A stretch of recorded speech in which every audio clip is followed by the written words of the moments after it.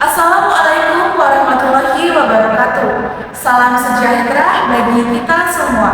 Salam Om Swastiastu, Namo Buddhaya, salam kebajikan, dan Tabi'un. Perkenalkan, saya Karisma Yogi Pratini dengan NPM 2513041068. Saya berasal dari kelas 1B, mahasiswa semester 1, Program Studi Pendidikan Bahasa dan Sastra Indonesia, Fakultas Keguruan dan Ilmu Pendidikan Universitas Lampung. Pada video kali ini saya akan mempraktikkan salah satu praktik berbicara jenis presentasi untuk memenuhi tugas mata kuliah pembelajaran berbicara dengan Ibu Dr. Eka Sofia Agustina, MPD, selaku dosen pengampu. Pada presentasi kali ini, saya akan memaparkan materi mengenai strategi berbicara dalam pembicaraan untuk meningkatkan keterampilan komunikasi. Seperti yang kita ketahui, berbicara adalah kegiatan mengucapkan bunyi-bunyi artikulasi atau kata-kata yang digunakan untuk mengekspresikan, menyatakan, serta menyampaikan pikiran, gagasan, dan perasaan kepada orang lain. Secara fundamental, aktivitas ini berfungsi sebagai alat komunikasi untuk menyatakan gagasan.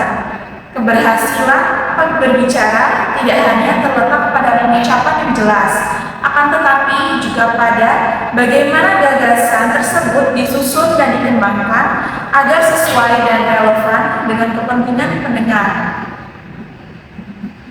Lalu ada strategi mengelola pembicaraan. Strategi yang dapat dilakukan adalah dengan membuat kerangka. Strategi ini berguna sebagai peta petunjuk untuk menyusun pembukaan, isi, penutup, agar dapat disampaikan secara jelas, serta menghindari pengulangan dan dapat menghemat waktu. Yang kedua, menggunakan kalimat transisi atau signposting. Frasa berguna untuk menghubungkan antar bagian atau mengumumkan perpindahan topik, sehingga dapat membuat pembicaraan secara logis. Yang ketiga, menyusun ide secara sistematis. Dengan memilih pola penyusunan yang tepat, dapat membuat pembicaraan menjadi logis dan koheren. Yang keempat, menyesuaikan dengan audiens dan waktu. Strategi ini dapat menggunakan bahasa atau contoh yang relevan dengan latar belakang audiens dan menyeimbangkan durasi di setiap bagiannya.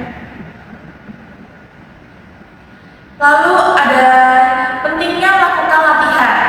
Untuk menguasai pembicaraan dibutuhkan sebuah latihan. Yang pertama dapat dengan menganalisis gaya pembicaraan atau publik. Dengan menganalisis, kita dapat mengamati bagaimana struktur diterapkan dalam situasi nyata dan dapat dijadikan referensi untuk melakukan praktik pribadi. Yang kedua ada menyusun dan mempraktikkan pembicaraan. Hal ini dapat melatih kemampuan menyusun argumen secara terstruktur dan mengasah kemampuan keterampilan kohesi dan koherensi. Yang ketiga ada menilai keefektifan struktur atau evaluasi. Dengan menerapkan evaluasi pada saat latihan berikutnya, pembicara dapat meningkatkan kemampuan secara terarah dan terstruktur. Lalu berikutnya ada aspek penilaian pembicaraan. Aspek yang dapat dinilai adalah keterpaduan. Keterpaduan itu menilai apakah semua elemen utama itu sudah ada. Contohnya seperti pembukaan, isi, dan penutup. Lalu yang kedua ada koheren dan kohesi.